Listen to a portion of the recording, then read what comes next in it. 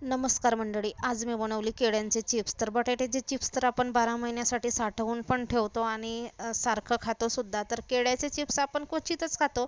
तर अशीच केळी मला मिळाले, आमच्या घरमालकीन आईने मला दिले केळी. तर केळीपासून म्हटलं आता भाजी नाही करत तर चिप्स करूया. तर आज मस्त असे कुरकुरीत चिप्स केले आणि केळ्याचे चिप्स मला सुद्धा आवडतात आणि खूप छान लागतात. केळीचं साल काढणं सुद्धा सोपं आहे. दोन्ही साईडून कापून घ्यायचा आणि मधातून चिरा मारायचा चाकूने केळीला. तर केळीची साल तिथून काढून घ्यायची आणि साल काढल्यानंतर तुम्ही इकडे बघू शकता, एका वाटीमध्ये मी 1 चमच हळद घेतलेला आहे आणि 1 चमच मीठ त्याचं पाणी केलेलं आहे. म्हणजे जेव्हा आपण केळीच्या चिप्स तळू त्यावेळेस ते कढईमध्ये म्हणजे तेलातच टाकायचे. त्याच्याने केळीच्या चिप्सला एक चव सुद्धा येते आणि कुरकुरीत सुद्धा होतात. केळीचे चिप्स बनवताना तेल अगदी कडकडीत असं गरम पाहिजे. चिप्सरने एकदम कढईमध्ये चिप्स पाडून घ्यायचे, जसे आपल्याला जाड पातळ हवे तसे.